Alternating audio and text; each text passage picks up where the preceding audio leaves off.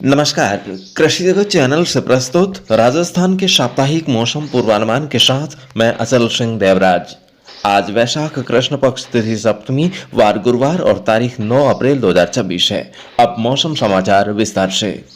बीते 24 घंटों में प्रदेश के अधिकांश भागों में मौसम शुष्क रहा। हालांकि कोटपुतली, बहरोड, खैरतल, तिजारा, अलवर और डीग में हल्की बारिश के समाचार हैं। राज्य में कई दिनों से चल रहा आंधी बारिश का असर अब फिलहाल के लिए थम गया है। ऐसे में खेतों में शेष रहा कटाई और थ्रेशिंग का कार्य बिना किसी हड़बड़ाहट के पूरा किया जा सकता है। आज दिन के समय जयपुर, भरतपुर और बीकानेर संभाग के कुछ भागों में आसमान में हल्के बादल देखे जा सकते हैं, जबकि शेष भागों में आसमान आमतौर पर साफ रहेगा। हवाओं का रुख उत्तरी रहने का अनुमान है। रात्रि के समय भी मौसम में कोई विशेष हलचल होने की संभावना नहीं है।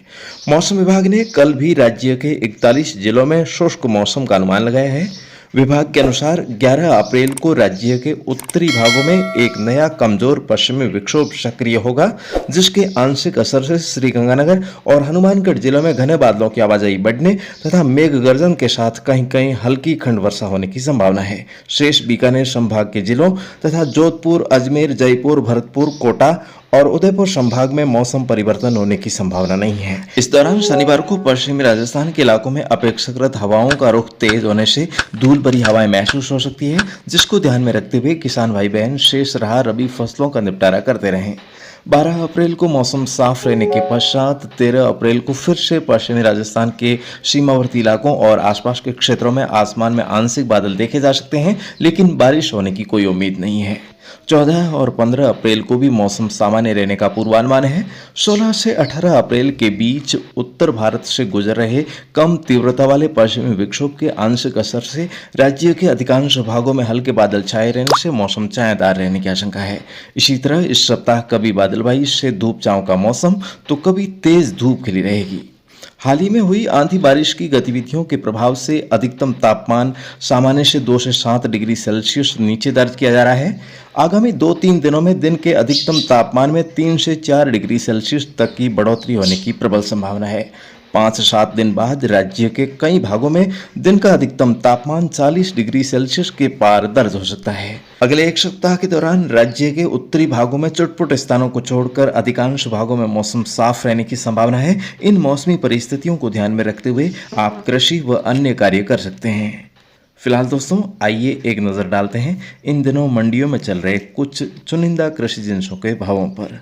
तो हमारे पास बीकानेर अनाज मंडी से अपडेट पहुंची है, जिसके अंतर्गत रायड़ा 5,700 से 6,500 रुपये प्रति क्विंटल, छोटी पीली सरसों 5,800 से 6,300 रुपये, पीली सरसों बड़ी 6,000 से 7,800 रुपये, जीरा 18,000 से 21,500 रुपये, ईसबगोल 10,500 से 13,500 रुपये, मेथी 5,600 से 6,000 रुपये, ग्वार 5,300 से 5,450 रुपये, चना 4,800 से 5,500 रुपये, गेहूँ 2,400 से 2,800 रुपये और मूंगफली के भाव में अब काफ़ी तेज़ी देखी जा रही है। तो ऐसे में हो सकता है इस बार बीज भी काफ़ी महंगा मिल सकता है और आगे 15 अप्रैल से कृषि जिन्सों के भाव में और तेज़ी आने की योग है। और दोस्तों, यदि आप या अपने परिवार का कोई भी सदस्य मधुमेह, उच्च रक्तचाप, हृदय रोग, नियमित सिर दर्द, अस्थमा, थकान, कमजोरी, खून की कमी, थायराइड, बवासीर, एलर्जी, मोटापा, फैटी लिवर या